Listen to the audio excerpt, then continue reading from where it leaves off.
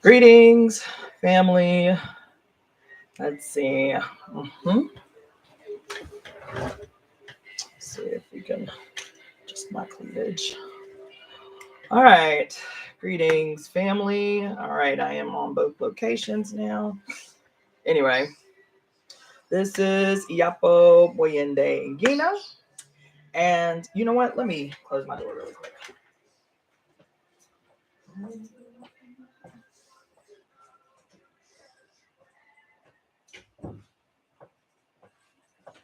Okay. So let's get to the business at hand. I have been in a deep meditation all day, preparing for this here live. And the reason why it's been an all day process is because it's a huge thing that I'm covering today. So I'm just going to get right to it. Many of you know, some of you may not, that I have been facilitating a workshop for the last 7 weeks. This weekend, this Saturday, will be the last at least official day of the workshops that I have been organizing around this grand phenomenon that is approaching, hence the title of this live, the 5-day countdown, because we are 5 days out from welcoming Pluto / Oya back to her position for which she was at the moment that the United States became its own nation in 1776. So for those who may not be familiar with, versed on this phenomenon, it is called America's First Pluto Returns. And this phenomenon is important, and everybody is talking about it except the people who need to be talking about it, which is why I decided to organize the workshops for said event. So the people that have been pretty vigilant in participating in these workshops have spent 2 hours every Saturday with me, sometimes 3 hours, sometimes longer, with me discussing this event and practically what it means and what its potential is and can be in the lives of those who have been suffering, those who have been oppressed, those who have been made small, those whose power has been reduced to bottom lines and spreadsheets and clocked hours and paychecks, baby. This period is the period that, whether we acknowledge it or not, is inconsequential. This period that we are encroaching upon is the period of time that our ancestors prayed for, that our ancestors gave us the best of themselves to be able to fulfill a task. You understand? There is a task that we have an obligation to fulfill. And we have everything that we need to do that. Everything. There is not a single thing that we don't have within our hands, at our discretion, at our disposal, whether it is human resources, economic resources, time, space, location. We have everything that we need to resolve once and for all this quagmire that has been imposed on us for such a long time.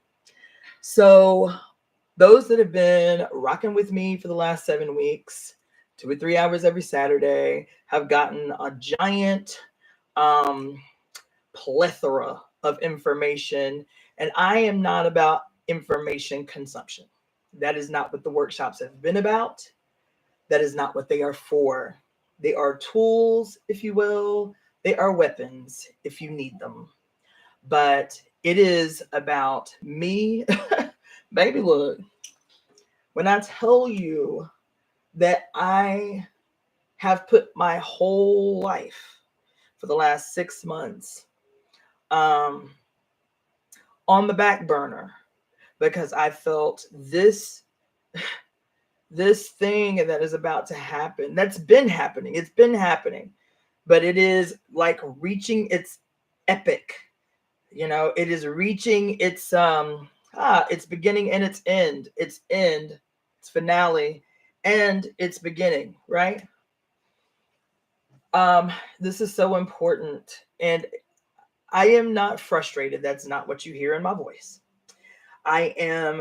There is an urgency that you are sensing in my voice. Okay, the urgency is that I remember what it was like being a quote self-proclaimed revolutionary, working under the leadership of a cadre formation, working 60 hours a week, doing quote world-changing work, right?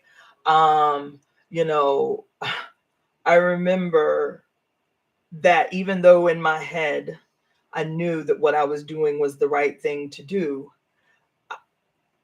I there was no joy in it. There was no pleasure in it, and I felt guilty that I knew that the work that I was involved in was going to change the world, right? That I knew that this was the only way to a sovereign future for African people and for other colonized people. But I could not reconcile why I was not happy in the work. Um why I wasn't happy in the work. And it wasn't until I became reacquainted with the traditions of my ancestors that I understood at least a part of what I was experiencing. The separation, the isolation, right? That I was still experiencing, though completely surrounded by like-minded human beings. Everybody I knew was in the movement. Everybody I knew was a revolutionary. I didn't associate with anybody if they wasn't a revolutionary. You understand what I'm saying? And still, I felt isolated and alone in the work, right? And couldn't make sense of it. And then I became acquainted with the traditions of my ancestors, jumped both feet first into it, you understand, and went from being an atheist to a hardcore devotee of Ifa, jumped both feet in it, and was changed, radically transformed. And then I experienced something that was familiar after a few years. After about 8 years, I was like, uh-oh, I know this feeling, man. I know this place that I'm in. And is it just me? Is something wrong with me? How? Knowing what I know, right? Experiencing what I've experienced, meeting the people that I've met, knowing the people that I know. How am I in this place again where I feel isolated? I feel like something's missing, something's wrong, and then feeling guilty, turning in on myself that it must be you. It must be you. And so I retreated pretty seriously, like when I came to California, everybody that I knew was just like, oh my God, that's the most insane and amazing thing I think I've ever heard. Some lone black girl driving across the country for 6 weeks, sleeping in a motherfucking tent. You understand what I'm saying? Like, damn, Yapo, you ain't never even been camp. Like, it was a big deal. But it was, for me, it was about retreating. I had been, I had just gone through so much in spaces with human beings that I trusted too much. But that trust, and they're not at fault. They're just not. The fault was with me. Because, you see, I am afflicted. Like, I really do want to see the best in all human beings. I want to believe the best in all human beings. And that is how I was raised. You trust someone until they give you the reason not to, not the other way around, not to be a cynic, not to be a skeptic, not to be a pessimist, right? And so the, And then being a Virgo, being like, the supreme humanitarian that does for the many, typically at their own expense and shit. Like, I carried that shit around, you know, heavy. I internalized that shit, right? The whole fucking martyr type attitude, and never expecting anything in return, you understand, but carrying that um you know global mama image around, and couldn't understand why I was sick, not physically sick, emotionally ill. This is so not what I intended to come on here and talk about, but baby, let me tell you about the period that we're in and the kind of healing that is required for us to do this work. So anyway, I've gone through these stages in my adult life. I'm 46 years old now, you understand? And I've gone through these phases that up until recently I had kind of minimalized and reduced to just growing pains.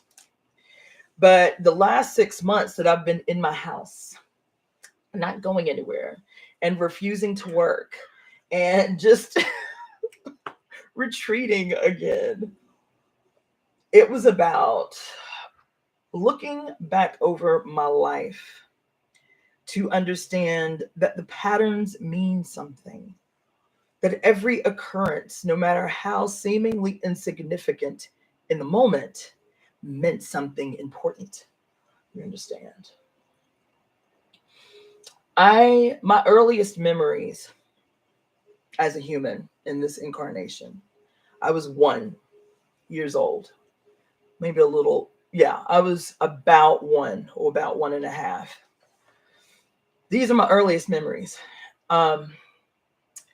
And I was living in this little town called Edwin, Alabama. I might be oversharing, but whatever. I was living in this little town called Edwin, Alabama. My parents were young. My parents, I think, were 17 when they had me. And they had ended up in Alabama because their mothers, both their mothers, who didn't know each other, were part of a grand, massive number of working class, predominantly people of color, who had heeded a call made by one David Terrell in the 1970s. He had said that he had received a vision that the world would soon be coming to an end, and that the rapture of the church was only going to happen in one place, and that everybody had to come to Edwin, Alabama, and become partitioners in this particular church institution if they expected to be called by the Lord into heaven to be spared the 7-year tribulation. I was born into a religious cult, one of the biggest religious cults of the 1970s. David Terrell was really the progenitor of what we called the Sawdust Trail in the South, right? Where even today you may drive through the South and see little pitched tents functioning as temporary tabernacles. And the reason it was called the Sawdust Trail is because the South is humid.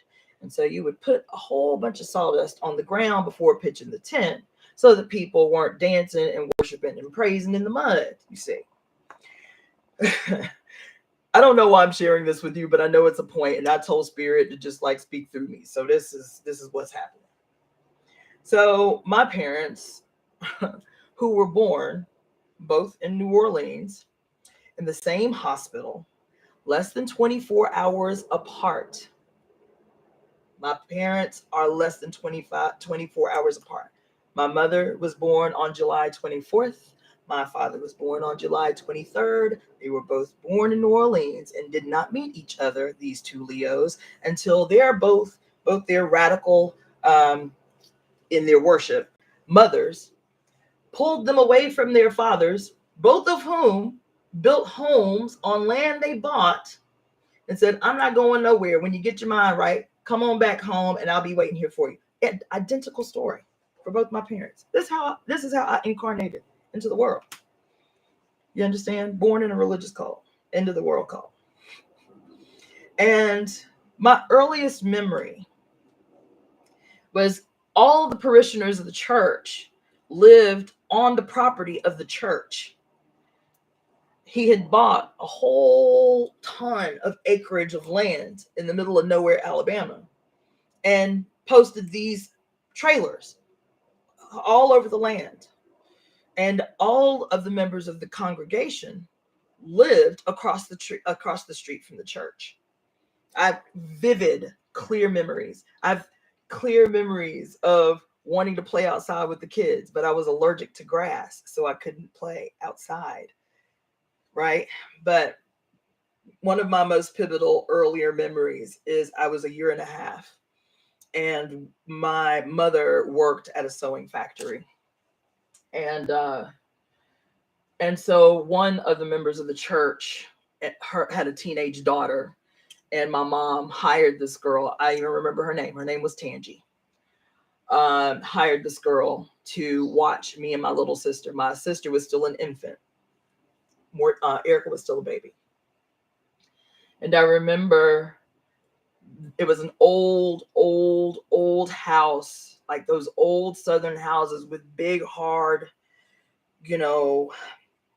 like old houses, but not old. Yeah, like old houses, like Black people old. You understand? Big, bulky hardwood floors that would sometimes have big holes in them where you could see straight through to the ground underneath. And Tangi, for whatever reason, had a particular sickness that had her take whatever aggressions that she was experiencing as a Black female teenager living in the South on me. I became her target for her aggressions. And so this went on for some time, where she would have me like sit on the old floor, Indian style, and would not let me sleep. So when Erica was taking a nap in the crib, I would be sitting Indian style. And if I, like nodded to go to sleep, she'd take a switch and she'd pop me on the back to wake me up. Whatever food my mother would bring to feed us, she would not let me eat. Instead, she would shit and piss in a plate and put it in front of me and say that if I wanted something to eat, that I could eat her shit and that I could drink her piss. And so for the days and the hours that I would be there with her, I would not eat. Though she did try to force me several times. She had these two big German shepherds that lived in the backyard, and she would make me take the trash out. And when I would go to take the trash out, now mind you, I'm a year and a half. When she would make me take the trash out, she would sick her dogs on me. And so this went on for some time, and she threatened me, and she told me I better not tell my mom. Well, the last day that I ever spent at Tangi's house, it was cold, and I remember her giving me a bath, and she had on this pretty flannel skirt, the really cute, very typical in the 70s, pleated plaid skirt with wool, right? With big wool socks. And back then, all the homes were warmed with, and typically you would even cook with, these big, giant, red, like rust red furnaces, right? And so one day she gave me a bath, and she sat on top of the plated part of the furnace with her pretty wool skirt and said, I'm going to pick you up and I'm going to put you up here. And I was like, no, I don't want to sit up there. I said, it's hot. And she's like, no, it's hot. It's not hot. You see, I'm sitting up here. It's not hot. And The next thing I know, I'm waking in the emergency room with 3rd-degree burns on my backside and the backs of my legs and the palms of my hands. And that's how my mom found out that I was being abused by this teenager, and whose mother just allowed it. That's my earliest memory. And I'm sharing that with you because, listen, I hear horror stories often in what I do for others. And there is no way to reconcile, especially as a child, to reconcile the kinds of damage that is done to children, that is issued out to children. There is no, there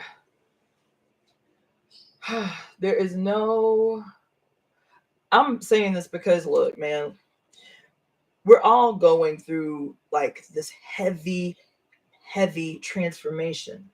This transformation is, it's something we've experienced before, though we don't have a memory of it. It is the pain. It is the writhing. It is the screaming. It is the blood of manifestation. And though childbirth is a beautiful and miraculous and celebratory event, for the two people that are involved, it is defined by writhing and screaming and pain unimaginable, and the restructuring of bones and the breaking of bodies to transform spirit into flesh.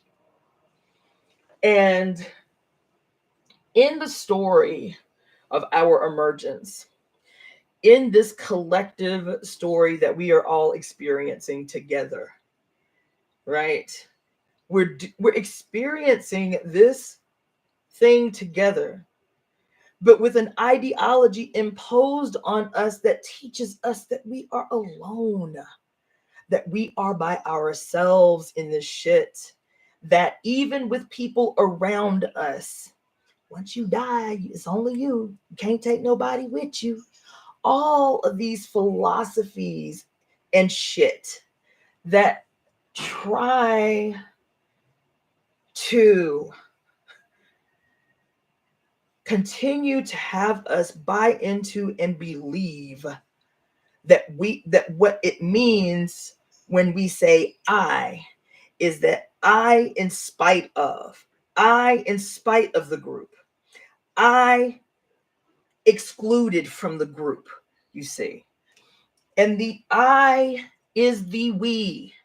It is the same. And this despair, baby, this pain and trauma, whether it's current, whether it's been as a consequence of these last 2 years, or whether it is sitting with oneself and going back into the recesses of your earliest memories and trying to pinpoint what it is, what affliction caused you to be the you that you are in this moment, does not matter. The thing that is important in this moment is the recognition that the I and the we are the same. And I am, baby, look, let me tell you something. I came on here with the intention of doing this upbeat ass,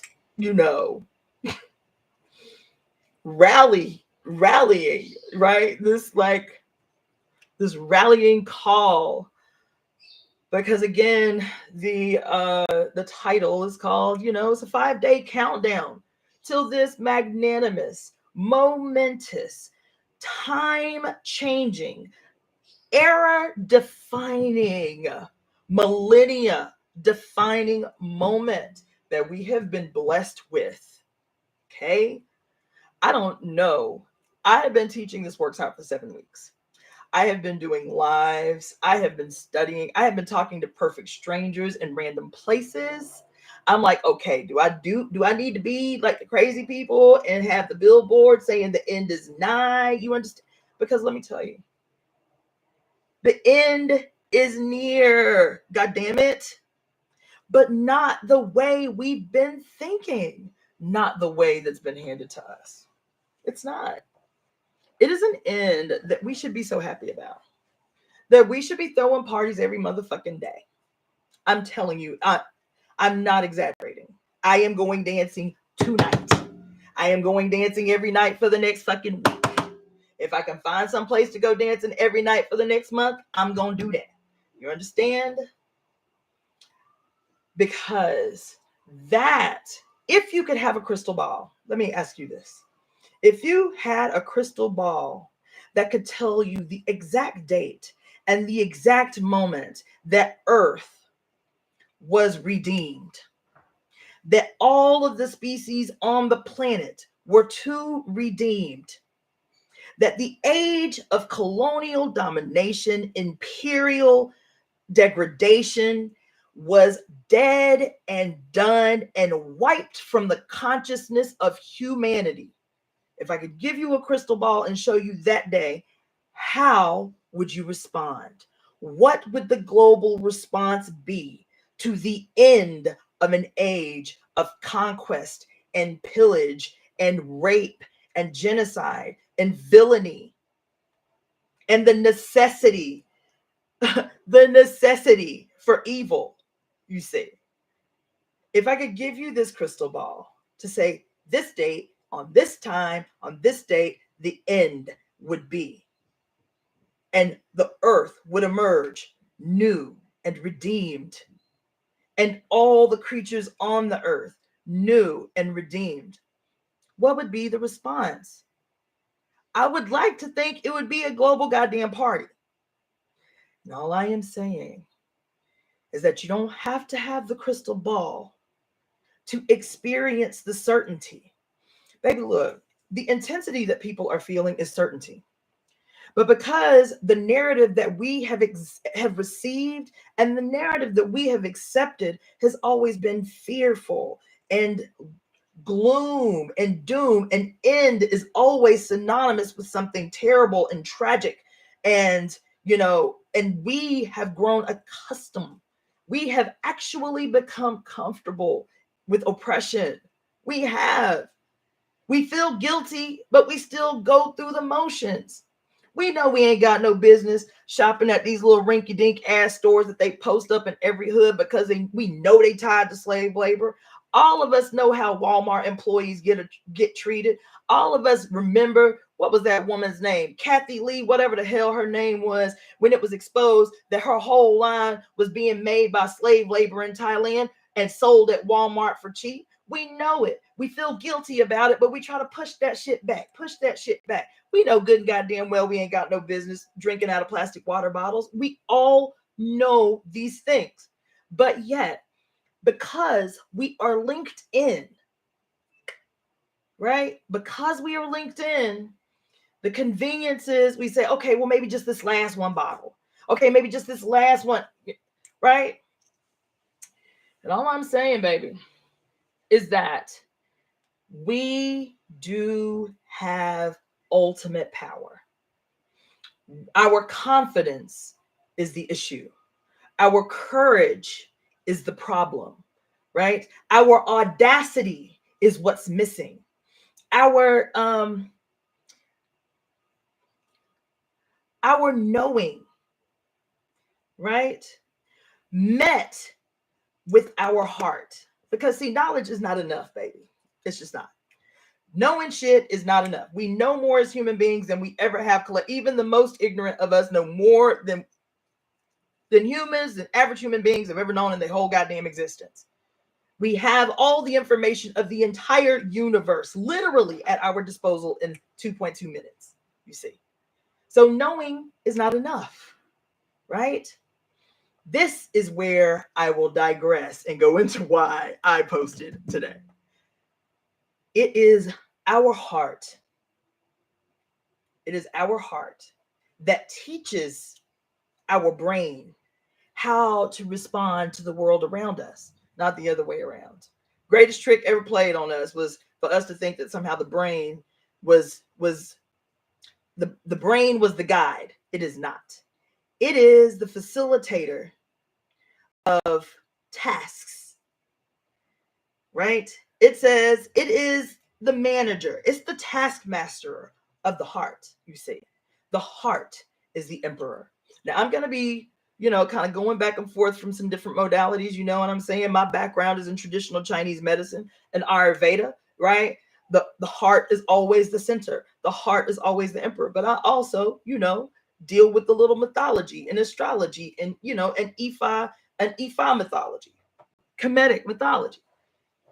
All I'm saying, baby, is the period that we are in is evidence of a miracle. It is all the evidence that we should need. But because our lives are proliferated with noise, useless junk, and madness, we cannot see miracles when they are literally slapping us upside the head. America's first Pluto returns will be happening, at least beginning, on Sunday, February 2nd, February 20th, 2022. For those who do not know, a Pluto returns to its place on the chart at the birth of a nation is a predictor, if you will, of radical extremes, one way or another, in that nation. And every modern nation since the beginning of Rome has charted and paid close attention to this heavenly body's return on the scene, because it takes 246 years or so to do so. See, and these mythologies that surround Pluto or Hades or Oya or whatever name you want to give that little planetary body are allegories for periods of time, because our ancient ancestors observed scientific phenomena, historically significant events that seem to happen over and over again at certain times that corresponded with astronomical occurrences in heaven. And at the end of the day, Earth is in heaven. We are not separate. No, bye-bye.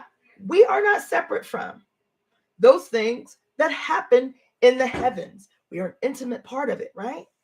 So when the Roman Empire, or all of these different nations can say, damn, when Pluto comes back around, shit is vicious. There's wars, there's all kinds of destruction. But we know that after these periods where the old must necessarily be deconstructed in order for the new to emerge better and evolved, right? Then we have to sift through.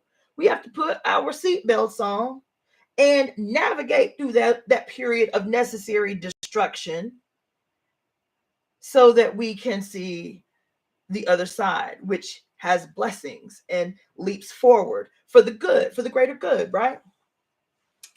And so here we are 5 days before Pluto makes her transition into the United States, where she was exact in the birth chart of this diabolical bitch here, some 246 years ago. And the distressing thing about all of the really wonderful astrologers that I have that have been teaching me, that I've been watching and reading, is that they all talk about America in this benevolent kind of way. Oh, well, we have to be going back to see what was America founded on, what were the principles America was founded on, because we're going to be really revisiting those principles and saying what were good at the principles and what were bad with the principles, because essentially America was established for people who were looking for freedom from tyranny. Baby, I've heard it over and over and over and over and over again by these astrologers. You understand what I'm saying? that good old America, the drafters of the Declaration of Independence, the founding fathers, the drafters of the Constitution of the United States, were these guys who had good intentions, you see. The American Revolution was to overthrow the monarch and bring in the new. You understand? But baby, they got it all wrong. And so what is it that we are revisiting when we are talking about America's Pluto returns? And that the energy, the archetype of Pluto is to shine the light on your deepest, darkest, unresolved shit. What is the cesspool? What is the quagmire of shit that this bitch emerged from? And if the residents, the subjects, and the objects of this empire are genuinely interested in seeing an end to the age, can we do the work that is required of us regardless of its difficulty? Because the work is difficult. Yeah, it is. Me talking to you about having been brutalized by some woman, and that these are my foundational memories as a person coming into the world, right? That I have been going into my own, because look, it ain't just, Pluto's return is not just about the big, the macro. It is also about the micro. Who are you for real? What is your dirt? And can you leave it? Can you relinquish it? Right? Can you stop being your own worst enemy? Because there's shit that I've done that I have felt guilty about, right? But if you believe in God, and that God, absolves from sin, whatever your belief system is, absolves from sin or whatever, all right? Then how many times you gonna ask this God to forgive you before you forgive your damn self? And forgiveness isn't just about the relief of the burden. It is about changed behavior, you see. It is about changed behavior. So if you are genuinely regretful, genuinely seeking forgiveness, right? Then the predecessor to that has to be changed behavior. Now, why is that important in this discussion about Pluto return? Because baby, I'm not going to judge anyone. That's not what I'm trying to do. But what I am going to say is, for those of you who have these intentions, right? And these intentions display themselves in these ways that other people are trying to tell you are not acceptable. They're not right. And this is not the way to absolution. Listen, don't be opposing. Don't be arrogant. Do not allow your ego to convince you that you are being attacked, because you are not. You say. Yeah, there's a lot that we can do, because this transition that is going to be happening is going to take 2 years. Pluto will do this little back and forth between Capricorn and Aquarius. That doesn't mean much to most of you. That's fine. Just know that this energy is about air and earth, the solid, heavy, weighted, deep rooted institutions that we have come to rely on are on their way out. And if they are on their way out, can you be okay with that? Can you be okay without the labels that you've grown accustomed to having? Can you be okay with that? I am, because this is what my job is. I am a, because this is what my job label is. I am a, because in this period, damn, the fuck. Because I'm sorry about that. I'm going live from 2 different directions, and I don't know what's going on with my, whatever. We'll just call it the universe. Anyway, Can you be okay relinquishing your labels? Because, baby, let me tell you something. Pluto's energy is not mildly uncomfortable. It is radically destructive. It is radically destructive. It is Pluto only comes around 248 years. She's like, okay, look, you understand? You had an age, well, a period, you understand, of institution building, learned behavior, whatever it is. But if it's no longer working, if it no longer serves the majority, if it's of no use and there's no forward motion coming from it that is going to be beneficial, I'm scrapping all that shit. I'm coming through with my damn, now I call it Oya because in my tradition, Pluto is Oya. She comes through with her rainbow colored skirt where she whips tornadoes and hurricanes off the end of her skirt while she's dancing in battle with her scribe and her whip. See, I'm clearing the way of all that cannot serve anyone. No one, even the tyrants who have created this quagmire of shit are not served by it. But they are so detached from their own humanity that they cannot see that even they have suffered as a consequence of the empire that they have built. Even they have suffered. Even their children suffer. It's evident everywhere. Madness everywhere. Illness everywhere. You see.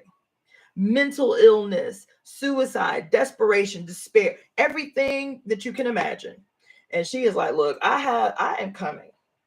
I'm coming in a whirlwind, baby, but I'm coming with a message of hope. I'm coming with the confidence of certainty that all will be made right, you see. And so anyway, I did not intend to deliver a sermon today. It was not my intention. My intention was to tell you, to implore you to be mindful, particularly for the next, I'd say 6-7 days, because every day is monumental. Today is the 15th, which for the last 6,000 years has been a day by ancients that has been about purging and purification. So I have woke up this morning, let me just share, because I'm going to be like doing this little detox for some time, debating about trying to do it all the way through the equinox. But anyway, a good way to start, and I'm not talking about anything extreme. Don't have to do anything extreme. No extremes. You understand? If it ain't fun, make it fun. That's what I'm saying. Okay. So anyway, I purchased myself some things to one, your biggest friend for detoxification is fiber. None of us get enough of it. And even if you're a vegan, sorry, boo, you don't get enough neither. Right? So that is just always a good place to start, is with an intestinal broom. That is what fiber is for, you see. So I have a couple of products that I will share with you. One, raw organic fiber by Garden of Life. So I use this one kind of in the middle of the day around like 1. The reason I use that one as opposed to the ones that I use first thing in the morning and last thing at night is because this one has got like a whole bunch of other nutraceuticals in it that I want to interact with my food and get the most out of my food. Now, for morning and evening, like hardcore detoxing, I use a straight up raw psyllium husk powder, or you can get the whole husk. I usually mix the two. And I add, if anybody is interested, I will show you how to use these. I'm not going to show you on this feed, but if you want to inbox me or leave me a message, I will show you how I use these, right? So you've got Great Plains bentonite clay, and then you've got just like a raw psyllium husk powder. What I have been doing is soaking my flax seeds, grinding them in a coffee grinder and soaking them.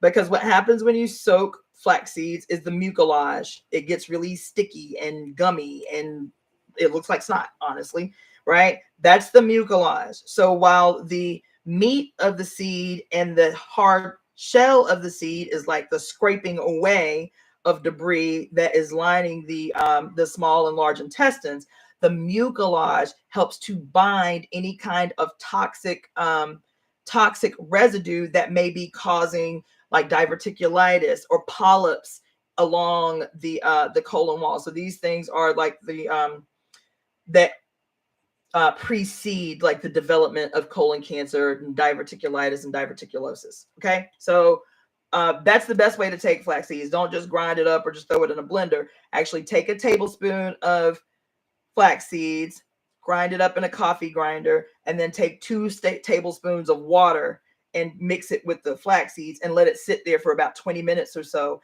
until the mucilage is extracted. Then you throw it in whatever it is you're going to take it with. Chia seeds too are a great source of omega-3 essential fatty acids, also flax seeds too, and fiber, obviously. So I take these 2, and then I am what they call kidney yin deficient, right?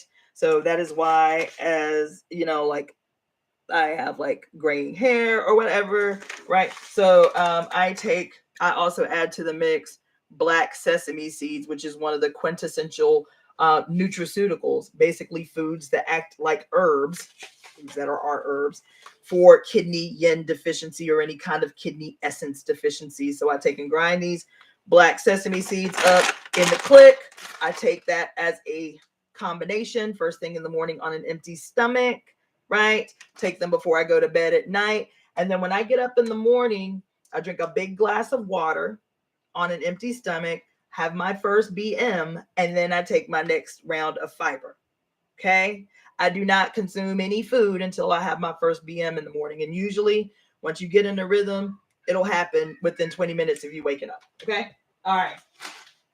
That's important because this period, February 15th, start of a purification period. So the purification can be anything. It can be journaling. Some of like deep, dark shit that I was sharing with you is some of the stuff that came up for me this morning when I have a journal that I keep by my bed to dream journal when I wake up.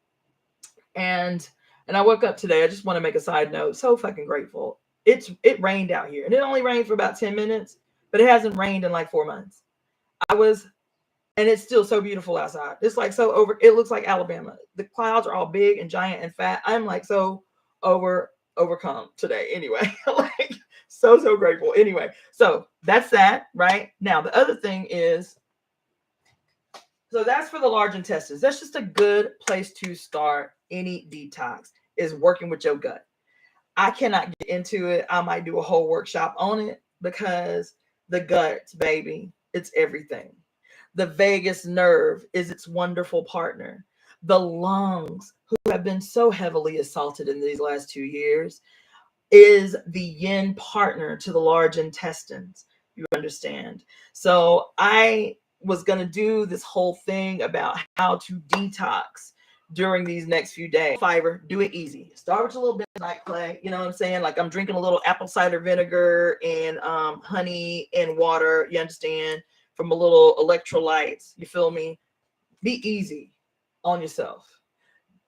Be kind and gentle and nurturing with yourself. A lot of the time we go too ham, and that's not what the flesh needs right now. The flesh needs to be babied, needs to be nurtured. And what do babies want more than anything? What do babies want? Instant gratification. Sorry, that's what babies want. And that's what we need. That's why I said I'm going dancing tonight. You feel me? Because my flesh wants to be instantly gratified. I want to be happy in my body. You see, right? So anyway, okay. So quickly, tomorrow is big. The 17th is big. The 18th is gargantuan, massive, huge event. Then 2 days later, the coup d'etat, the game changer of the next 250 years. 2 days after the gargantuan event on the 18th. Big. Then 2 days after that, another magnanimous, big ass event that will not happen again. Again. Right? So, yeah, big shit. Okay. Okay. So tomorrow is the Leo full moon. It's not any Leo full moon. Tomorrow's Leo full moon is being met with a Venus-Mars conjunction, and Mercury is on the scene conjunct with Pluto. It's big fat shit. Plus, all of the planets are moving direct. There are no planets in retrograde right now. It's just big manifestation energy. Tomorrow is a big love day. So everybody celebrated love yesterday. But if you are having problems in your romantic relationship, in your marriage, or there's someone you've set your sights on, or you just want to be open-hearted enough to call love into your life, tomorrow is the day to make that shit pop, baby. Now, the ritual that I was given is simple. Instead of buying flowers and candies for someone specific, you buy those things and you petition a goddess. Okay, whatever your bag is, mine is Oya. She is the one that I will be petitioning for love, right? You make an offering as if you are in twos, right? So flowers, candy, right? Wine, candy, whatever, in twos, and you leave it and petition the the energy, the spirit, the deity of your choosing, that represents love in a place where lovers meet. So the example that was given was like a park bench, or like at a fountain that's notorious for lovers or whatever, right? So that's tomorrow, right? Big love day, but it's also a day of big manifestation. Tomorrow is the full moon in Leo, so it is about enacting acts of courage, and not small acts, like big, radical, bodacious displays of courage. And it'll probably more than likely go your way because all the players are at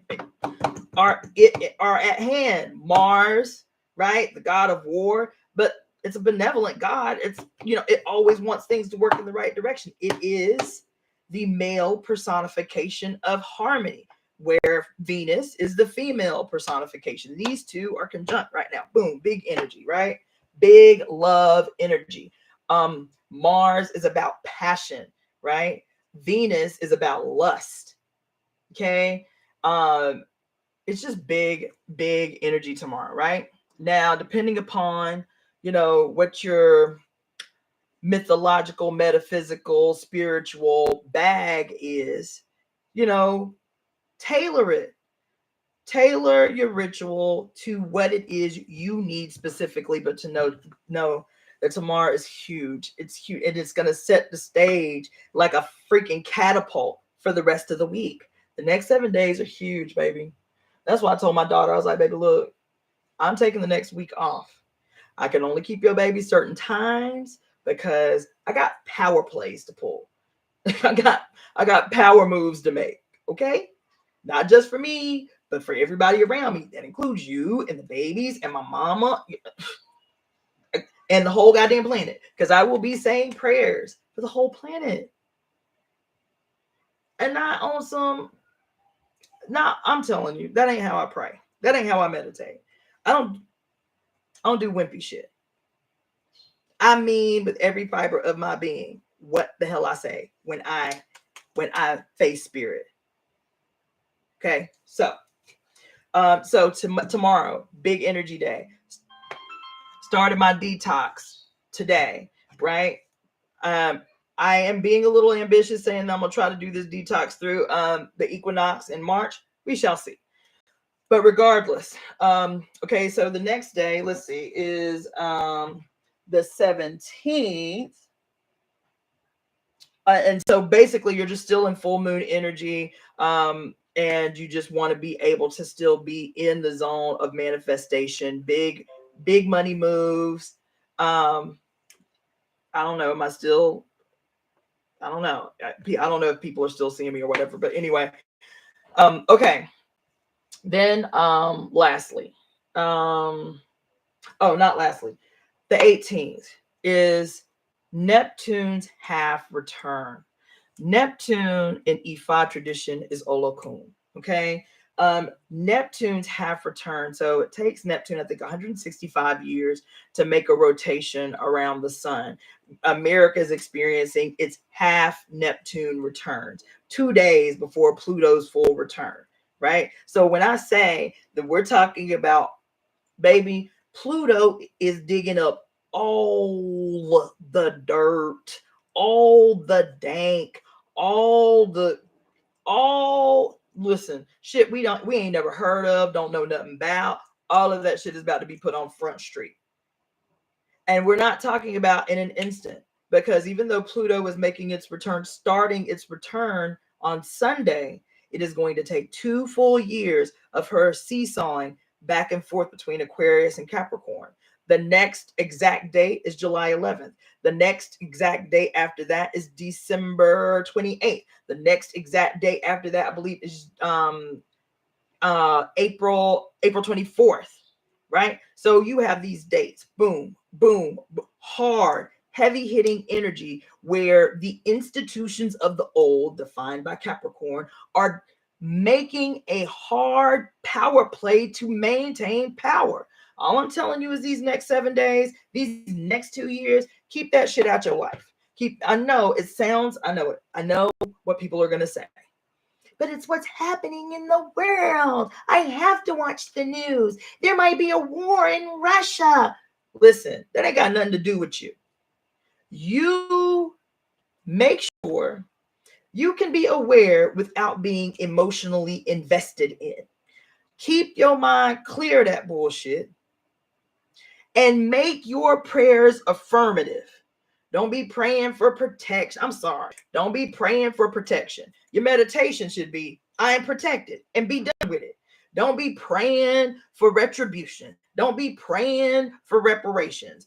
No, pray with a certainty, one, that you are God with all the creative potential of God, right? And pray in the now, in the affirmative, that all the things that I want to see happen on earth are happening right before my eyes. That's it. That's it. Keep the noise of who slept with who. Keep the noise of, listen, I'm just saying, anything that's bullshit, sidestep it. Sidestep it. Now, if you want drama, if you want the drama of the world that currently exists to continue to exist, then give your energy to that shit. Feed that shit. But if you are one of the ones that complain about all the things wrong in the world, where there are no shortage of things wrong in the world, are you going to piecemeal fix the world? You're not. But what you can do as God, with all the creative potential of God, all you have to do is remember that. Centering from your heart, recognizing that the heart is the emperor. And I'm not talking about in ambiguities, baby. I am talking about scientific research, because that's what y'all need. Y'all need stats and numbers and shit to know that what I'm saying is real. Because you can't hear that your ancestors knew it 6,000 years before some white boy in a lab. So let me just tell you the science behind what I'm saying about your heart being the emperor. Your heart being the thing that changes everything. It does. Get out your mind the narrative of poverty and not having itness and limitations and despair and shit. Listen, what I'm trying to tell you. Okay, so let me tell you about the study I just heard about. 1997, some German scientists wanted to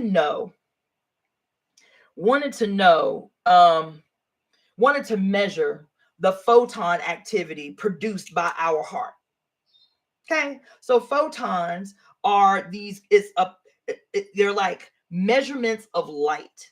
Okay, these measurements of light, I do not want to misquote, but these measurements of light are so prolific that they move faster than the speed of light, like so many thousand times faster than the speed of light, and can impact all types of material.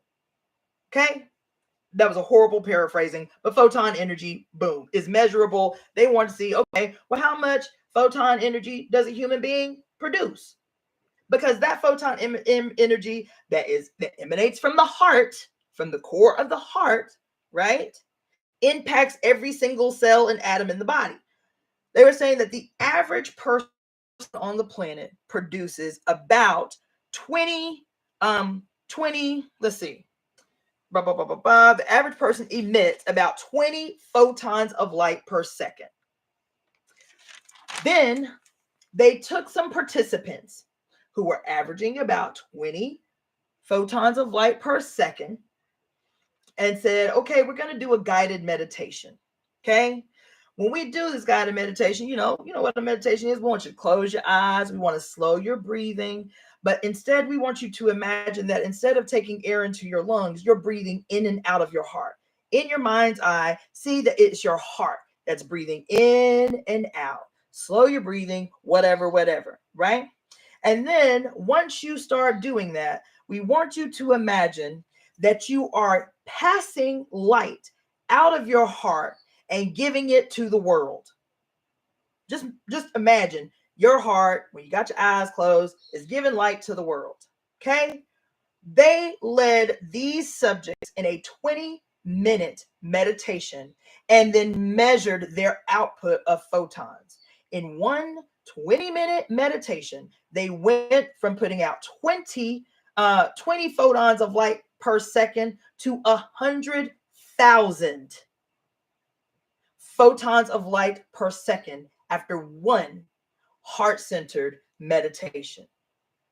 Now, me being the conspiracy theorist that I am, you understand, these kind of studies always alert me to, like, okay, so I used to do this radio show called Colonialism is Bad for Your Health, right? And that was like my whole bag, was to find out all the dirt done by the medical institutions, particularly of the United States, because I was so frustrated by this narrative about how it's, Black people's inherently messed up behaviors that give rise to why we die sooner than white people, or why we have, high blood pressure and diabetes more than white people, and all of this madness that I just knew did not make sense. It didn't resonate with my spirit at all. So I'm trying to understand the why these statistics look the way that they do, right? And so when I read a study like this, and then I hear about like the deaths of Black people in particular, but even other people of color from heart disease, heart attacks, and so on and so forth, and then they're talking about meditation, right? Increasing the photonic activity of the heart by scores of thousands in just 20 minutes. Like, really? Is it really just the fact that we eat pig that's causing us to have heart disease? Is it really? Or is this a crisis of the collective and what we have been made to forget about our own potential power? Not as individuals, as a part of the collective I am. The collective I am. You see? Okay, now, so that's that. So I was like, all right, cool. Everybody need to be doing a heart meditation for the next 7 days. Leo is the owner of the heart. Leo the lion is the owner and controller of the crossroads of the chakra system. You got 3 below the heart, you got 3 above the heart. And that's why Jesus is always presented at the heart, right? With the little fire, you understand? These are all symbols about ancient theory of the centrality of the heart, right? In Chinese medicine, it is said that there's a lot said, even in the Bible for that matter. The truth of the tongue has its roots in the heart, or that the tongue is the flower that is given birth to by the heart. The heart controls the mind. And so if a person is mentally ill, if a person has sleep disturbances, insomnia or chronic waking, nightmares, what do you call them? Night terrors and shit like that. We're automatically looking at conditions of the heart. If a child has a stuttering problem, we're treating the heart, right? So the heart is monumental. The heart is the interpreter of all of resentment, frustration, or depression, right? The spleen is always a little wart. Always, pensive, worry, anxious. Did I pay my bills this month? This is the person that's always calculating and crunching numbers in their head, always worried that they missed something. Kidneys is where shock and fear are impacted or express themselves, right? The lungs hold grief. The lungs hold grief, right? And so I said, okay. And then from the Ayurvedic perspective, one of my dearest professors, she transitioned recently. She said, it doesn't matter what a patient presents with, no matter what their condition is, you always want to start with the heart. The heart is the great interpreter. It interprets all things. So when we talk about an electromagnetic field that branches out anywhere from 6 to 9 feet, emanating from the heart and branching out, and that's why a person don't even have to say nothing. Like if they come into the office in a stinking mood, that potentially have the ability to infect everyone else in the office because of that magnetic, electromagnetic force that's around them, right? So I said, okay, well, Leo governs the heart. Leo is about courage, right? So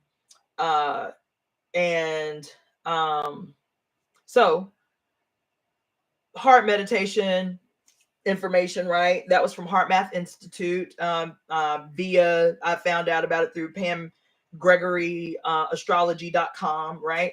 So I said, okay, I'm going to focus on mindful meditation for the next 7 days.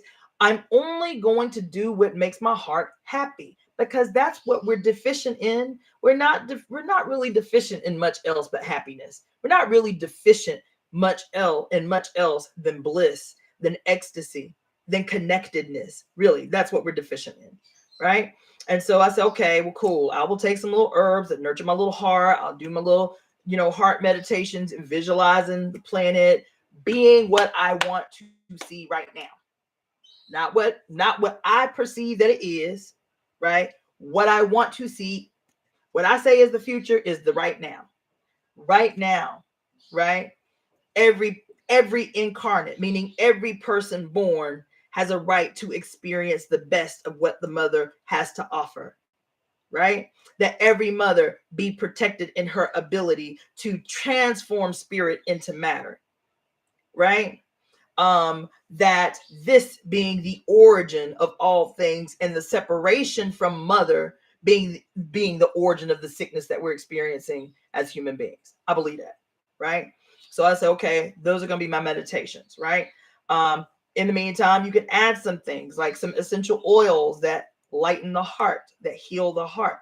Rose, right? Essential oil, clary sage, lavender. If you want to take like a beautiful herb nurturing tea, then you can use hawthorn berry, hibiscus, and rose hips. Wonderful. Heals the heart. Hawthorn, actually, if you have any plaque along your arterial walls or inside the heart vessels itself, hawthorn berry is a wonderful, wonderfully powerful herb that actually gets rid of any like calcification or any kind of plaque buildup along the arterial walls. If you've been diagnosed with heart disease or atherosclerosis, then cool, hawthorn berry should be your best friend on GP anyway. If you find that yourself that you are easily triggered emotionally, like angry, annoyed, frustrated, triggered, then go ahead and add some milk thistle to your little cocktail of heart healers, because if the liver is irritated, it's going to harass the heart. So go ahead and soothe your little liver. You understand? Walking is good for the liver. Dancing is good for the liver. Singing is good for the liver and for the spleen, for that matter. Singing actually heals the spleen, right? So even if you can't sing, sit in your car to your favorite jam and sing out loud. I know it got a little disjointed at the end because there's still so much more that I could go over. But those are the big things that you need to be mindful of.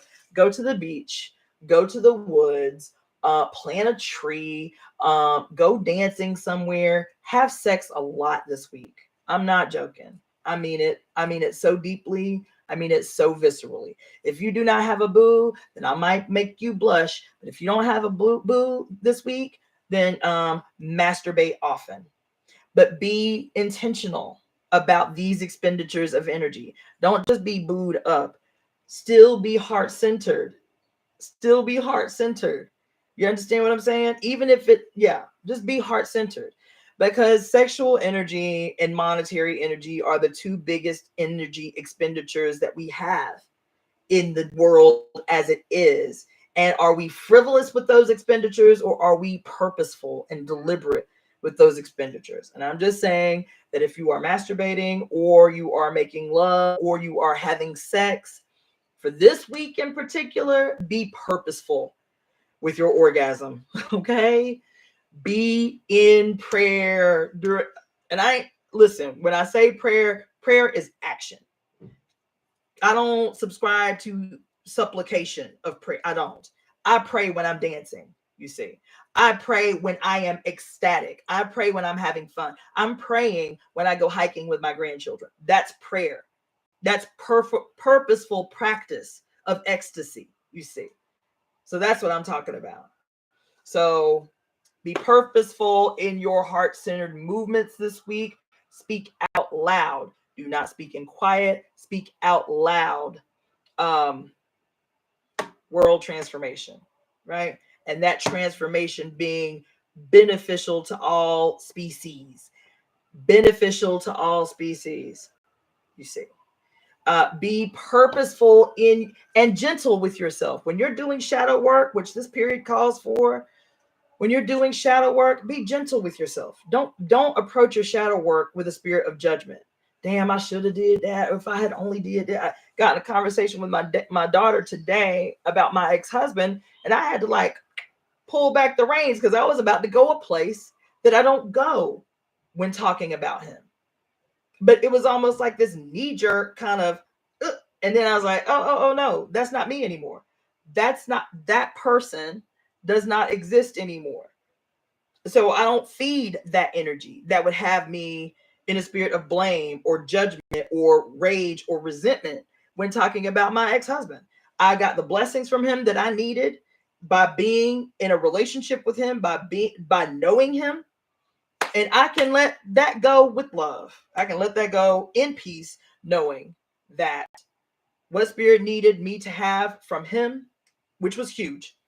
I would not, to this day, I would not be. He was the one that reintroduced me to the traditions of my ancestors. He was the one that talked to me through that hard atheist ass, hardline Marxist Leninist ass bullshit. You understand? And talked to me as a revolutionary about the traditions of my ancestors. So that was all I needed from him.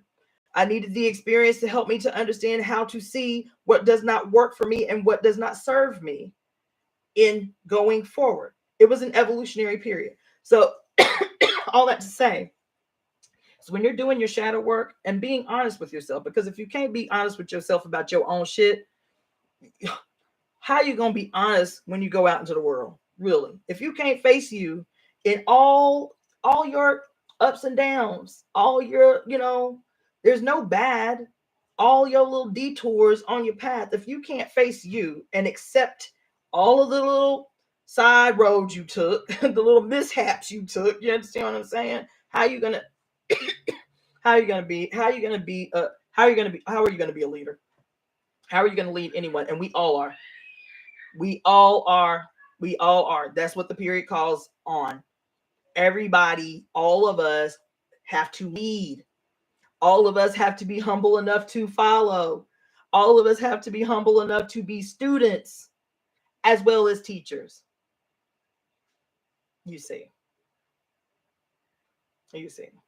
I'm always on the hunt for a mentor, baby, even if that mentor is 22 years old. Because that's the other thing that's happening in this period. is our ancient self that has been subdued in cages that we call the subconscious. You see, all of our ancient wisdom, all of our ancient incarnations, whether you want to call them your ancestors reborn or whatever your articulation is, we ancient, we always been here. Every last one of us always been here, you see. And so with our ancient self fighting like hell to re-emerge and become married to our consciousness, this big ass brick wall that this society has deliberately constructed to separate left brain from right brain, subconscious mind from conscious mind, to reduce one as insignificant and to make one superior, this dissecting of the human being into all these little untouchable parts that don't really have to do with one another. Baby, look, that shit is dead. And I know every last one of you feel it. Every last, when you can look, baby, look, I ain't gonna get too deep on y'all. I'm just telling you that the walls are crumbling. Your subconscious is kicking your ass right now, and you're uncomfortable because you've never sat with it. You've never sat with your ancient self. You haven't. Not really.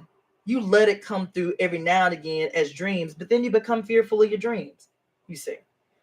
Even as your dreams are trying to tell you something, trying to impart wisdom on your ass, you see. I'm just telling you, reconsider everything that you're fearful of. Reconsider it. Everything that you've been taught to be afraid of is what you should be embracing. Let me tell you, when I joined the movement, when I quote came about Black nationalists back in the day, I was so angry all the time because I was like, damn, is there nothing they ain't lied to us about? Like everything I thought I knew about everything is just a lie. You know what I'm saying? I was like mad as hell all the time. And then I remember, and then I said, I told the chairman of the organization at the time, I was like, so since everything is a lie, what I'm gonna do is just from this point on, whatever white people have said about the history of the past, I'm automatically gonna take an opposite position. Whatever they say about anybody else, I'm automatically going to take an opposing position. If they say this guy over here is a bad guy, I'm going to investigate to see what he done did right that's got the white people mad, right? So that was like my whole foundational life, as a Black nationalist, right? Well, it's deeper than that, baby. Now, as a grandmother, now as, one who is straddling the fence between my youth and being, quote, an elder, I have come to another conclusion, you see. And the conclusion is this, is that fear is the mind killer. Fear is the thing that has us all experiencing loneliness and isolation and desperation and anxiety. Fear is the origin of all that is wrong, because that is the only way. It is the greatest trick that's ever been played on God. It is fear. It's a story, it's a lesson that we all had to walk through. But now, can we close the book on it and look with courage to what lies on the other side? Right? Can we rejoice? Can we experience ecstasy? Can we have the party, the celebration, the global celebration of the age anew, right? Even though we can't see it right now. If our subconscious is talking to each and every one of us, every day some magic is happening. You're like, oh my God, I don't believe that happened. Oh my God, I don't believe I met that person. Those things are happening so much more frequently. Your synapses are firing more rapidly than they ever have in human history right now, right?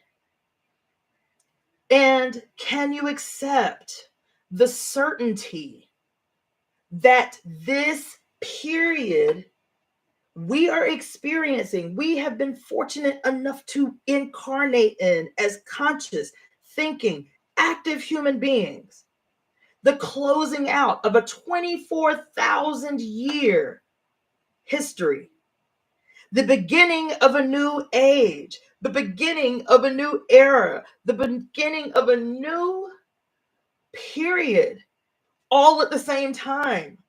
All at the same time, this is happening. It is what the personification of miracles look like, right? And can we accept it? And can we be ecstatic? Can we be joyful, even though what we see with these eyes has not yet manifested, but we know it's certain. Our subconscious is telling us that. Our third eye is telling us that. Our heart is telling us that. We know more people now as human beings than we ever could have known prior to the internet. There are people on the internet that I love like family and have never met, or have seen their faces twice. But whenever we meet out in the world, it's like, oh my God, I've had that shit happen to me so many times. I'm like, this shit is crazy. I went to Philadelphia for the second time in my whole life. I'm at this event. There are like 300 people at this event in Philly, where I've only been twice in my whole life. And I hear from across the hall, Iapo. I'm like, the fuck? And I see somebody coming to me, and I never forget a face, ever. I may not remember names, too slick, but I will never forget a face and where I saw that face, where I met that face. So I'm looking at this person. I'm like, I know I don't know them. I know I ain't met them. They come up to me and they see the look of confusion on my face. And they're like, oh, hey, sister, how you doing? Yeah, blah, blah, blah, blah, blah. I was like, I'm so sorry. Have we met? Where do we meet? She was like, oh, no, baby, we haven't met. We friends on Facebook in Philly. I'm living in St. Petersburg, Florida at the time. That shit happened to me when I first came to California. I went to this event. It's called the Mini Winners Gathering of the Elders. It was a native event that it just powerful. And so I decided I was going to volunteer for the event. I'd only been in California a month. I was like, okay, cool, I'll volunteer. The first day, so they were doing like sunrise and sunset sweat lodges every day for 4 days, and then just listening to elders from different indigenous communities transfer information, document their lives, what was happening in the community, whatever. 4 times. I've been in California a month. Didn't hardly know nobody except my family members. 4 times in one event, in one weekend, people walked up to me and was like, oh, we friends on Facebook. I'm like, yo, this shit has really made the world way small. Way small. So how do we take advantage of that? How do we take advantage of the fact that we know 5,000 people through our damn social media, even if we haven't met them, but we know them and we know them well, right? Like, how do we take advantage of that? What we have the potential to do now has never existed, never. And I mean, I'm saying simple shit that we've never had the ability to do that can make all the difference in the world. So that's why I'm telling you, and I'm not telling, listen, my greatest fear is for my greatest offense is when people call me a hippie. People have been calling me hippie my whole life. I'm not a fucking hippie, okay? I am not a fucking hippie. I am a sovereign world visionary, baby. I believe in human beings. I believe in the perseverance of human spirit. I believe in love, but I also believe in justice. I do not believe in pacifism. I do not. I believe that there is a time and place for all things. So I am not a hippie. Never have been. I like eclectic music. You understand? Fine. That is not what quantifies me as a hippie. I like playing a drum every now and again. That does not. I like feathers in my ears sometimes. But this was made by a Mashika brother out here who is a revolutionary gangster. So does that make me a hippie? No. I am a visionary, a sovereign world visionary. I believe that we can have right now a future where every person, I say person, every person born has a right to life at the highest quality of life. Animals don't have to fight for quality of life. Their needs are met. Their habitat, if we don't fuck with it, is set. They live happy existences. You see, they don't have to fight for quality of life. That is denied us because of a sickness that exists that impacts even those who impose it, who impose the sickness, I'm saying. But what we gonna do about it? We gonna lament, you know what I'm saying? We gonna pick it. I'm not with any of that shit. I'm not. I will not be demonstrating, picketing, none of that shit. Because I know our power is bigger than that. I know our power is bigger than that. And you know, and then I also believe that the reason I said the thing about the hippie, and then the reason I hesitate now, is because I was telling my homeboy Abasi, who's watching right now, I was like, there is an urgency that I experience, but I always want to be clear that people know that the urgency is still ecstatic. I am more convinced than I ever have been, more convinced and happy about it, more convinced and ecstatic about it, that we are just witnessing something really amazing, right? And so the reason I hesitate about the hippie thing and even this other thing is like this urgency that I feel. I'm like, yo, man, this must have been what Noah felt like. Now, those who know me know I am not a Christian. I do not believe in the Bible, but I often reference the Bible because I know that it is the most common language of historical understanding. So I speak the language that people can, get with. But I always preface that I'm not a Christian, nor do I believe in Christianity. Okay. But I told my homeboy, I was like, yo, I feel like Noah must have felt. First of all, when I started doing the study for these workshops I was teaching, I was like, damn, this was Noah when God said, yo, I'm about to flood the whole planet. So I need you to build a big ass boat and put all the animals on the boat. And he'd be like, what? Say what? Wait a minute. Hold on. Let me see if I get, because surely this is like a metaphor you talking about right now. Like this is a metaphor you telling me. And God's like, nah, nigga, this shit is real. You know what I'm saying? I'm telling you literally, I'm going to flood the whole planet and I want you to build a big ass boat and put all the animals on the boat. And Noah's like, yo, babe, I had this dream last night, right? And God in the dream was telling me he gonna flood the planet and I need to build a big ass boat and put a bunch of animals on the boat. And his wife being like, yo, did you eat like some mold or some shit last night? Like, did I fuck up the food last night or something? Like being him, receiving the call and being like, okay, I'm crazy. That's what's happening right now.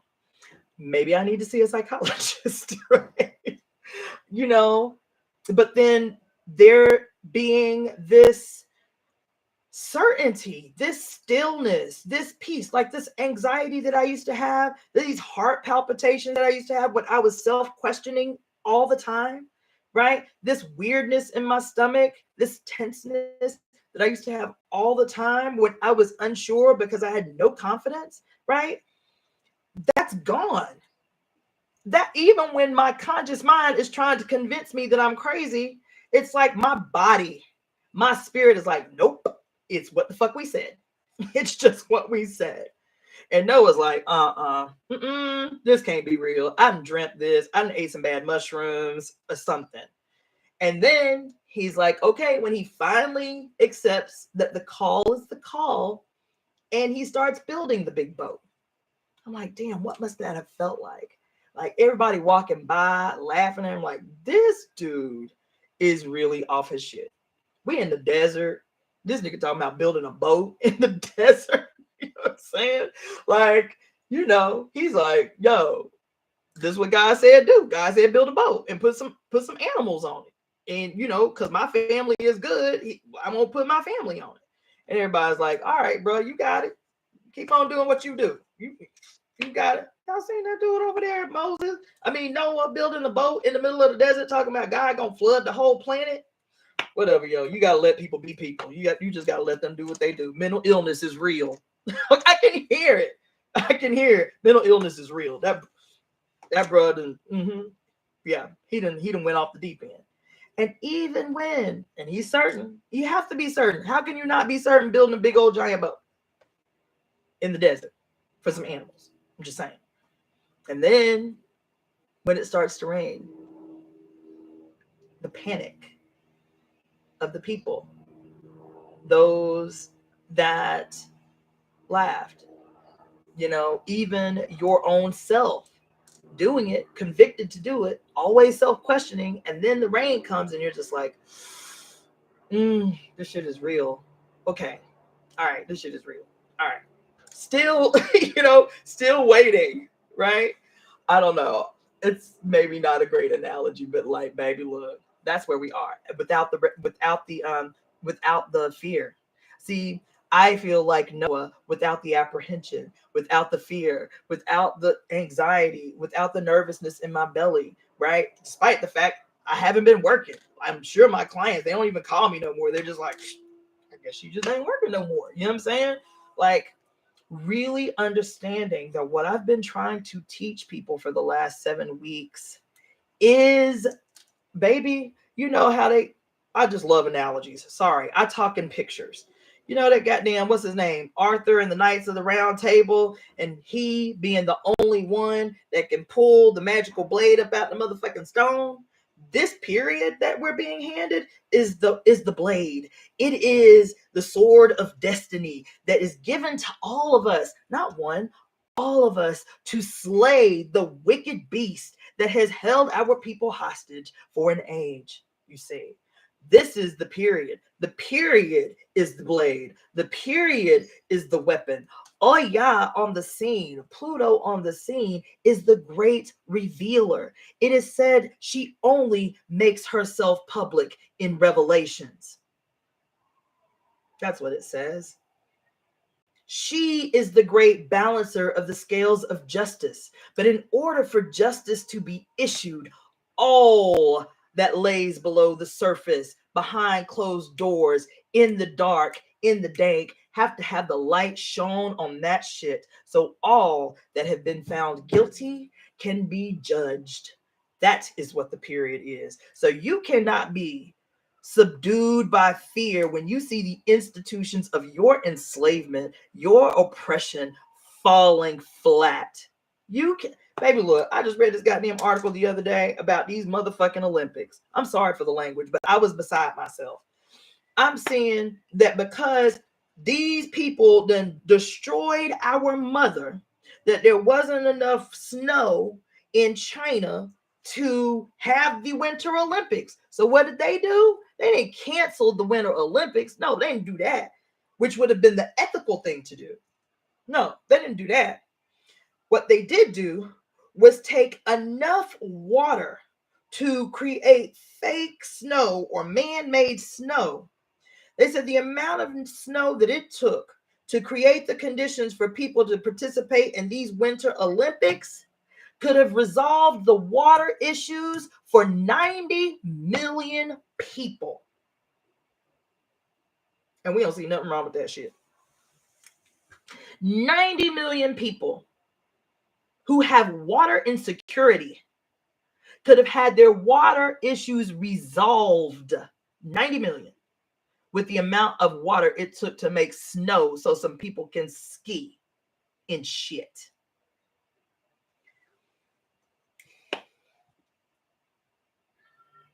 We talk about drug tests, because I don't watch the Olympics. I haven't watched the Olympics since I was a kid. I always inherently knew something was wrong with it and then I started seeing documentaries that quantified this like innate apprehension that I had for subscribing to that madness. We know everything. We know all things. We know the solution to all things. We have the answers for everything right now. Every problem we already know how to solve. It is getting rid of the cobwebs that have been built up in our brains so that we can hear our ancient self, so we can hear our ancestors, so we can hear our spirit God speak through us. The flesh is the necessary instrument of divinity. The flesh is not lowly. The flesh is not insignificant. The flesh is not some burden of spirit. The flesh is the material articulation of a desire of spirit. Oh, you didn't hear me. The flesh is a necessary instrument for the execution of magic. The material world is a necessary instrument for spirit to experience itself. Our flesh is not a jail, a prison, a vehicle, an automobile. No shit we need to escape so we can see the sunny by and by. The flesh is the instrument of magic. The flesh is the personification of manifestation. It is. The flesh is the personification of magic, of thoughts becoming things, right? So anyway, that's why orgasms are so important. That's why you've been convinced that sex is like this sin of all sins, right? That's why you have been reduced to lowly female and lowly male, right? So anyway, my grandchildren, I don't know if y'all can hear them, they cutting the whole clown because I haven't spoken to them since they got home. You understand? This was only going to be a 20-minute. So anyway, this weekend, I'm teaching my last workshop on the Pluto returns. I am telling everybody you need to focus. Your greatest ambition, your greatest dreams, your biggest heart desire, no matter how silly you think it is, this week is the week to plant the seed. This week is the week to create. Do artistic shit every day. I got on my list of shit to do. Create something new every day, right? Write something every day. Sing something every day. Like, power presentation. But make it fun. If it ain't fun, don't fuck with it. I mean that. If I am waking up and I'm feeling lowly, I crank the music. I have to change my energy, right? And we have grown accustomed with the drudgery of living, baby. Life is not supposed to be drudgingly carried out and executed.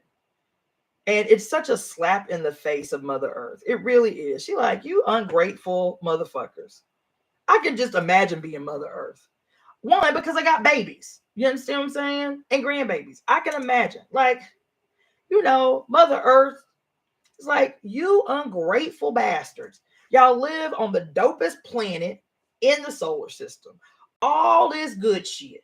Shit just falling off trees for you to eat. Beautiful animals for you to look at. Flowers everywhere. You understand what I'm saying? You got body parts that feel all good when you touch them and stuff. The water is glistening. There's mountains and rivers and valleys and mist. This place is awesome. And you ungrateful motherfuckers can't say thank you once a day.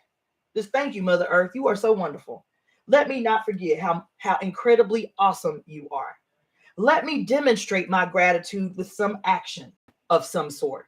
You understand? Let me go help someone to see how magnanimous and how incredibly fortunate we are, and how overly abundant all things are, and how wonderful a mother we have. That in all her wisdom, she crafted every creature out of her own body, and receives every creature upon its transition to create new creatures, again, out of her own body. And that we're so ungrateful that we would bury her creation in big old boxes so that she could never touch them again. Yo. You understand? That we as women who are her mirror, that we are the micro to her macro, that we would take the gift that she gives us every month, the offering that we make of our own bodies every month, and cover it up in disgust and wrap it up tight in a little pad and throw it away in this toxic pad and put it in a landfill somewhere where it cannot heal the planet, because it can. How ungrateful in our ignorance. How ungrateful in our ignorance that we dare not in a lifetime allow our bare feet to touch her belly. Silly are we and cannot understand why we feel so separated, so isolated, so despairing, so heartbroken all the time and can't understand where the feeling is coming from. Because she gives and gives and gives, and we have not given in return. We haven't given gratitude. We haven't given offerings. You understand? Even the scraps of food that we have that could easily do something wonderful for the planet. What do? Pile it up all neat like, and put it in a plastic bag to throw it in a landfill somewhere. These, baby, all we're looking at is issues of the heart, matters of the heart. All of it. When we're talking about reuniting with the spirit of Mother Earth, baby, listen, you have to know.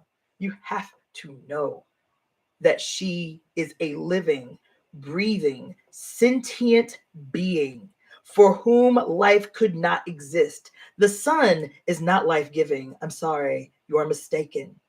It is she who is life-giving. And she, in her great wisdom, created a shield made out of her breath and water that protects us from the sun, allowing just enough light in to nurture and nourish what she has already created, baby. Because if she hadn't, our Earth would look like any other planet in the solar system, lifeless and unanimated.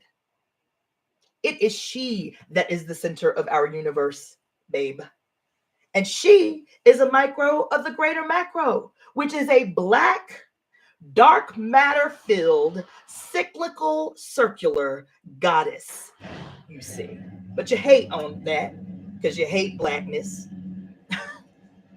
You hate femininity in its true personification.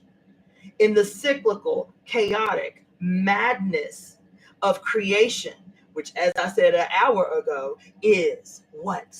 It is the screaming, it is the blood, it is the madness, it is the breaking of bones and the breaking in half of bodies. It is the sacrifice of the mother to produce manifestation, to produce matter. None of you would exist. None of you and your significances would be significant without one, your God on earth saying yes to your life. She said, I will allow spirit to become matter through me. Now, what she did after that, I get it. That shit can cause trauma. You understand what I'm saying? She might not have been a good mama. She might not have showed up in the best way. Any number of shit. She might have gave you up for adoption. But the one thing that she did do was she accepted the contract with you as spirit, as God, to say, okay, this is the existence that you want to have. This is the experience that you want to have. I accept. I ain't going to say how much more I'm going to do after that, but at least I will allow you to come through me and break my body in half and tear my asshole open and make me bleed and writhe in pain. You understand? I will let you be a succubus in my womb, consuming everything I eat for 9 months. I will let you do that. I will let you do that.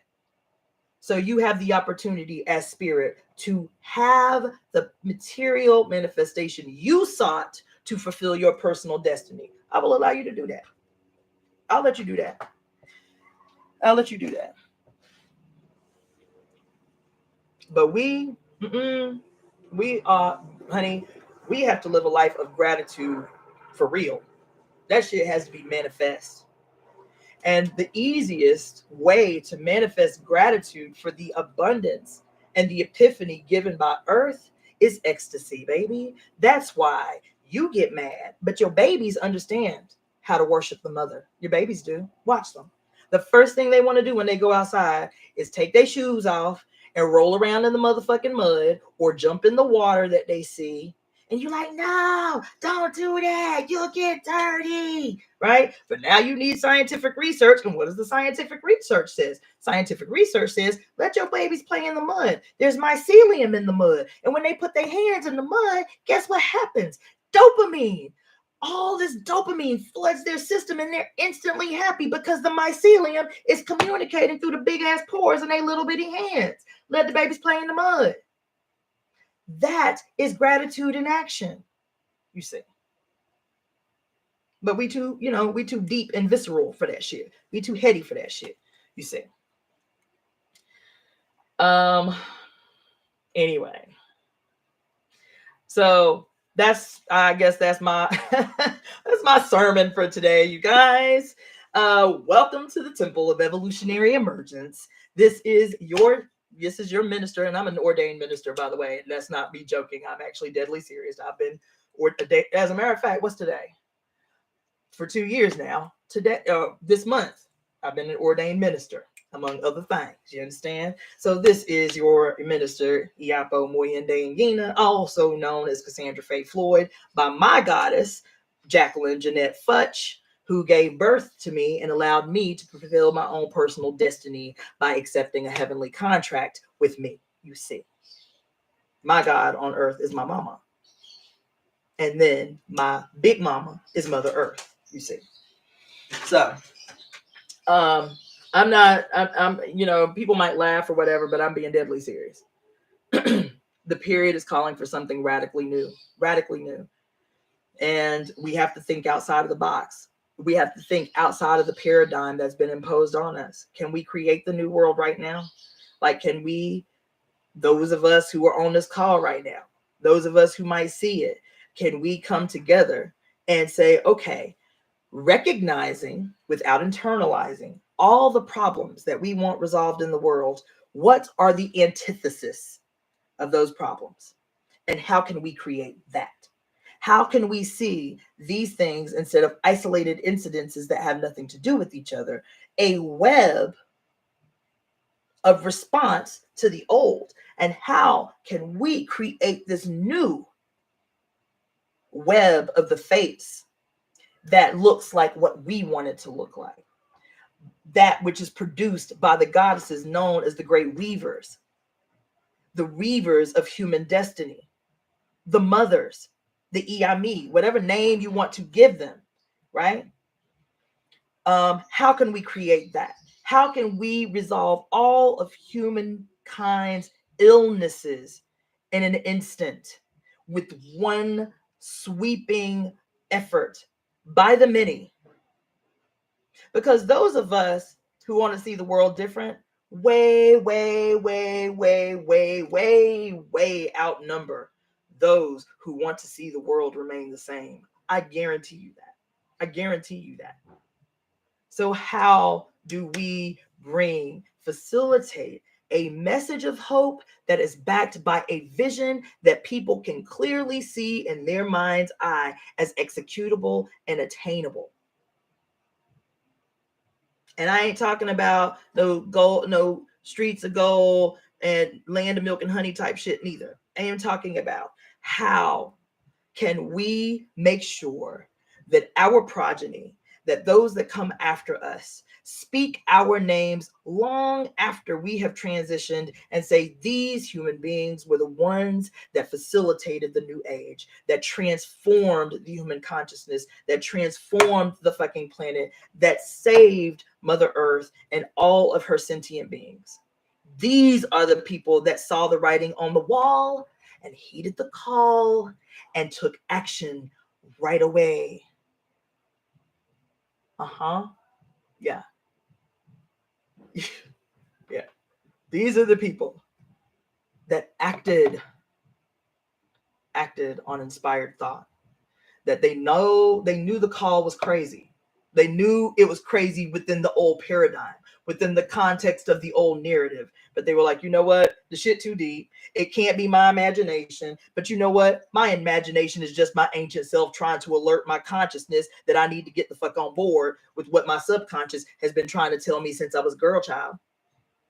You see. My ancient self has been speaking to me in dreams since I was little. Just didn't know the context. Didn't know what it was for. You see. Now I do. So anyway, I guess I'm going to shut up now. But believe I'm probably going to be doing lives every day for the next 7 days. Right now, I have to turn over to my grandma duties, hug up on my little grandchildren right there, right quick, so they don't feel neglected. Then I'm going to put my little high heels on and jack my cleavage a little more so I can go cut the fucking rug. Okay? So, hopefully this was helpful. If anybody is interested in participating in the last workshop that I'm doing this Saturday on America's Pluto Returns and how you need to tap in to this gargantuan energy that has been handed to us like a silver cosmic platter, that'll be happening this Saturday from 3 to 5. I will be interviewing my business partner, Lily Flor Ramirez, who is going to be talking to us about this magnanimous event from the Nahuatl perspective. So she specializes in the Mexica astrology, or the Nahuatl calendar. I will be interviewing her about what her ancient people have said about cosmogony and what is happening in the universe right now, what the Mayan calendar was really saying, and so on. So it'll be a really dope, dynamic workshop. And if you're interested in finding out more on how to participate, I'm doing a live from Facebook right now. Just go to my Facebook group called America's First Pluto Returns, Apocalypse or New Age. Just send me an email at releaseheartcenter at gmail.com, releaseheartcenter@gmail.com, and I will send you the information about how to get up on this workshop happening this Saturday from 3 p.m. to 5 p.m. Pacific Standard Time. In the meantime, it should not be laborious. Heart-centered focus, love up on your babies, have plenty of orgasms, go dancing if that's your thing. It should be your thing anyway. That's how God is created. It's through dance, baby. Just saying. Another story for another day. Get yourself some heart nurturing herbs and foods, right? Red foods, obviously, nurture the heart. Any kind of red food, cayenne, roasted red pepper, watermelon, right? So red foods, hawthorn berry should be in everybody's repertoire anyway. Everybody's little personal apothecary should have hawthorn berry, hibiscus flowers, rose hips, and essential oils, rose, clary sage, and lavender. Give yourself a nice little salt rock bath or whatever. Put your little clary sage in there, your rose hips. And always imagine that your heart is booming great big giant photonic rays of light, because that's what's needed in the world right now. We do not need the world changers to be pessimists. We do not need the world changers to be articulating the narrative of despair. Sorry. We need people who are going to be radical optimists that are certain in the imminent victory of good over evil. That is all. That is all. And if that ain't what you out here about, keep your mouth closed. It's better to just not speak. It's better to just not speak. If your prayers are not affirmative, it's better to just not pray. I'm sorry. The times of begging and pleading and prayer, supplication, and whoa, Lord, please. No.